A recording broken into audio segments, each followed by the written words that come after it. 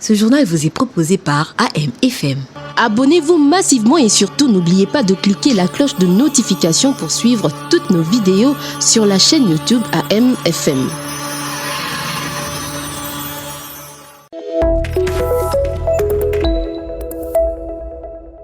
Bienvenue, c'est l'heure de retrouver votre journal sur notre radio, dont voici les titres.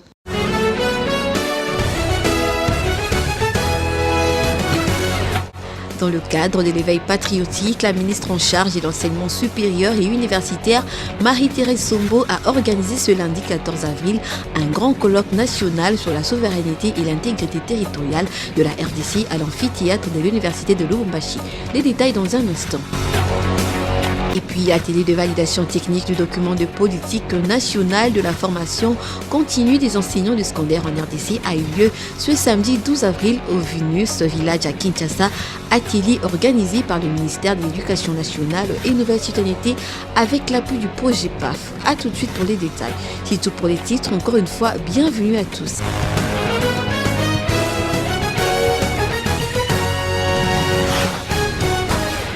Tel qu'annoncé au sommaire, les experts du secteur éducatif, enseignants, syndicalistes et autres partenaires du secteur éducatif étaient le week-end dernier en atelier sur la politique nationale de formation continue des enseignants du secondaire avec l'appui du projet d'appui d'autonomisation de la FIPAF. Question d'élaborer un document stratégique pour définir une politique claire de formation. Chanchon Moutoupa pour les explications. Depuis plus d'une décennie, la problématique de la formation continue des enseignants du secondaire en République démocratique du Congo n'a pas été abordée de manière systématique.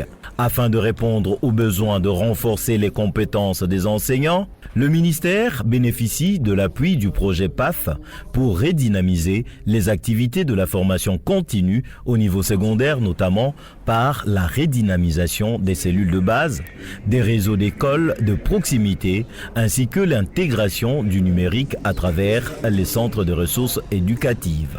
C'est dans cette optique que le ministère de l'Éducation nationale et Nouvelle Citoyenneté a organisé cet atelier de validation technique du document de politique nationale de la formation continue des enseignants du secondaire en RDC, mis en œuvre dans le cadre du dit projet. Les travaux ont été lancés par le secrétaire général à l'Éducation nationale et Nouvelle Citoyenneté, Mathieu Mukenge, en présence de l'inspecteur général Hubert Kimbonza et des experts des services centraux du ministère, des coordinateurs nationaux, des représentants des enseignants et des syndicats, des membres des ONG et des membres des ONG du secteur éducatif. Tous ces experts se sont réunis pour réfléchir et beaucoup plus encore pour consolider tout ce qu'il y a eu comme matière en rapport avec la politique nationale de la formation continue des enseignants et avec un focus sur les enseignants du secondaire. La politique est nationale. C'est pour l'ensemble de tous les enseignants de notre pays. C'est une grande réforme et longtemps on a souffert du manque d'une politique cohérente et efficace. Voilà pourquoi aujourd'hui le gouvernement a pensé de mettre des dispositions qui conviennent et d'apporter le financement au travers de ses partenaires au développement qui l'appuient pour pouvoir s'asseoir, réfléchir et mettre en place une politique qui va nous permettre de sortir de toutes les difficultés liées à l'amélioration de la qualité des apprentissages. La mission de la formation continue des enseignants du secondaire vise à favoriser leur développement professionnel tout au long de leur carrière en leur fournissant les outils, les connaissances et les compétences nécessaires pour améliorer leurs pratiques pédagogiques, répondre aux besoins diversifiés des élèves et s'adapter aux évolutions du système éducatif. À l'issue de cet atelier, les recommandations seront intégrées dans le document final avant la validation politique sous l'égide de la ministre d'État, ministre de l'Éducation nationale et Nouvelle Citoyenneté, Raissa Malou, avant sa généralisation dans les écoles secondaires de la RDC. Dirigeons-nous au Kwilu, c'est en présence de tous les membres du comité provincial et organisation de dissertation SADC que le prophète Yoibokete Jean-Pierre, en sa qualité de président du dit comité, a supervisé ce samedi 12 avril un concours de dissertation de la SADC à l'amphithéâtre du collège Sadisana. Au total, 100 candidats ont participé à ce concours sur l'ensemble de la province éducationnelle. Suivez. C'est à l'amphithéâtre du collège Sadisana dans la ville de Kikwit que Madame Lula Charlotte, maire adjointe, a donné le coup d'envoi officiel ce samedi 12 avril 2025 du concours de dissertation de la SADC, organisé à l'intention des élèves des humanités pour les comptes de la province éducationnelle Kwilu 2. Ce concours initié à l'échelle régionale vise à encourager la pensée critique, la capacité de recherche, la créativité et l'expression écrite des élèves sur des thématiques liées à l'intégration et du développement de pays membres de la SADC. Dans sa causerie morale, M. Yoibokete Jean-Pierre, directeur provincial de la province éducationnelle Kwilu 2, a indiqué que ce concours est bien plus qu'un simple exercice scolaire. C'est une opportunité pour des jeunes de s'exprimer, de briller et parfois d'accéder à des opportunités académiques concrètes. Confiant à la qualité de la formation reçue par ses élèves de son entité, il prédit que les 3 meilleurs gagnants du Kwilu 2 sauront relever les défis à tous les niveaux. Vos enseignants vous ont déjà appris ce que vous devez faire sur le plan théorique et ça tombe à pic. Pourquoi? Dans quelques jours, vous serez soumis à la dissertation comme épreuve certificative en République démocratique du Congo, vous serez soumis à ça. Et vous connaissez déjà ce que vous allez faire. Mais cette dissertation ici, c'est une compétition. Cette compétition est mise en jeu. On a sélectionné les élèves des 60 provinces éducationnelles de la République démocratique du Congo. C'est-à-dire, notre pays a 60 provinces éducationnelles, dont Kwilu 2. Et que vous qui êtes ici, vous êtes les meilleurs. Parce que nous avons au total 900 000 élèves dans notre province d'éducation. Puis, soucier de la sécurité et de l'inclusion dans les écoles et en vue de répondre au risque des violences basées sur le genre, exploitation, abus sexuels, harcèlement sexuel, ainsi que d'autres formes de violences faites aux enfants en milieu scolaire, le ministère de l'Éducation nationale et Nouvelle Citoyenneté s'est engagé à relever le défi en instaurant le mécanisme de gestion des plaintes MGP, en mettant en place des procédures spécifiques pour gérer et traiter les plaintes en plus de la signature par tous les enseignants de la déclaration d'engagement à respecter le code de bonne conduite du personnel enseignant. Déjà, 21 103 points focaux de lutte contre ces violences en milieu scolaire sont identifiés et formés à raison d'un point focal par école primaire avec pour mission d'orienter les victimes vers les services locaux de prise en charge.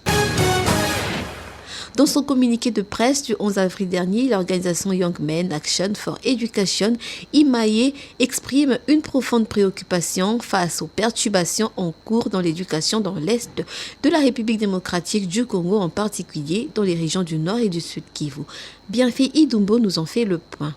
La crise sécuritaire qui sévit notamment dans la partie est de la RDC, marquée par la guerre d'agression rwandaise, a entraîné la fermeture de plusieurs écoles, sans ignorer la destruction des infrastructures et tout ce qui s'ensuit, causant un traumatisme psychologique chez les élèves. Des établissements scolaires ont été pillés, endommagés, d'autres même servent d'abri pour les déplacés. Conscient de cette stricte réalité, l'ONG Young Men Action for Education, IMAE, invite le gouvernement à se référer, mieux faire appel à la résolution 2601 de 2021 des Nations Unies qui protège le droit à l'éducation dans les conflits armés. La dite résolution condamne l'utilisation des écoles à des fins militaires et souligne la nécessité de disposer d'environnements d'apprentissage sûrs et sécuritaires. Spécialisée sur les questions de l'éducation et des jeunes, l'ONG IMAE énonce plusieurs exigences pour assurer une éducation de qualité dans les zones touchées par les conflits. Il s'agit notamment du paiement régulier et en temps opportun, les évaluations complètes et certifications pour les étudiants, les inspections régulières des écoles. Aussi, s'assurer que les milieux scolaires sûrs et sécurisés sont exempts des personnes armées. À tenir en compte également le transport sécurisé du matériel et du personnel nécessaire à l'examen, la protection contre l'ingérence politique et militaire dans les activités scolaires, les préoccupations concernant les salaires des enseignants et les conflits. Imaye souligne par ailleurs la nécessité d'accorder la priorité au droit à l'éducation des enfants dans les zones à conflit et appelle à redoubler d'efforts pour protéger les écoles, assurer des environnements d'apprentissage sécuritaires et offrir une éducation de qualité à tous les élèves.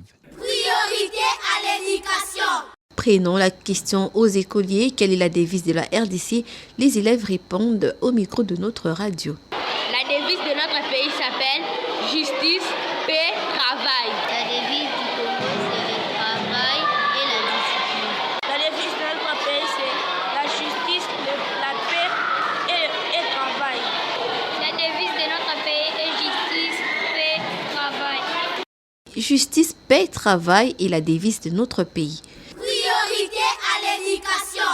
Je l'ai annoncé à l'entame de ce journal ce lundi 14 avril à l'amphithéâtre de l'université de Lubumbashi, la patronne de l'enseignement supérieur et universitaire, le professeur Dr Marie-Thérèse Sombo a procédé à la mobilisation de la communauté universitaire du Grand Katanga et l'installation du front scientifique dans la lutte contre l'agression rwandaise. Une réponse digne de ce nom à l'appel de l'éveil patriotique lancé par le grand chancelier des universités, son Excellence Félix-Antoine Tshisekedi. On l'écoute.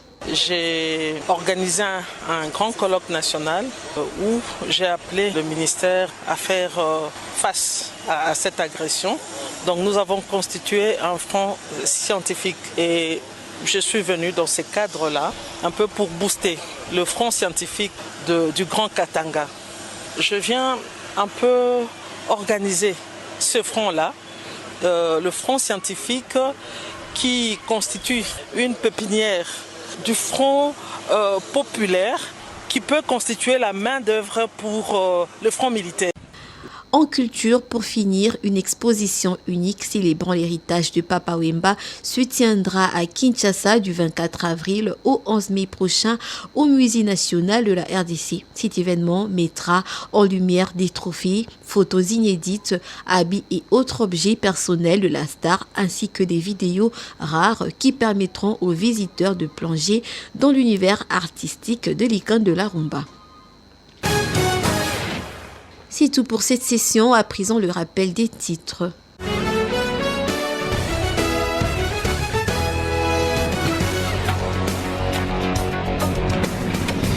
Dans le cadre de l'éveil patriotique, la ministre en charge de l'enseignement supérieur et universitaire, Marie-Thérèse Sombo, a organisé ce lundi 14 avril un grand colloque national sur la souveraineté et l'intégrité territoriale de la RDC à l'amphithéâtre de l'université de Lubumbashi.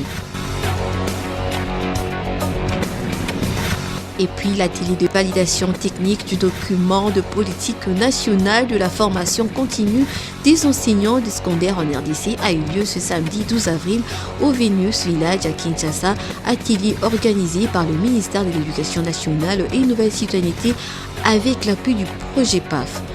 C'est la fin de ce journal qui a connu la participation de Aurélie Safi à la présentation, Bienfait Idumbo à la chefferie d'édition, Meshak Kitalala à la technique et Pitié Matondo à la supervision. Merci d'avoir suivi et bonne suite de nos programmes. Ce journal vous a été proposé par AMFM.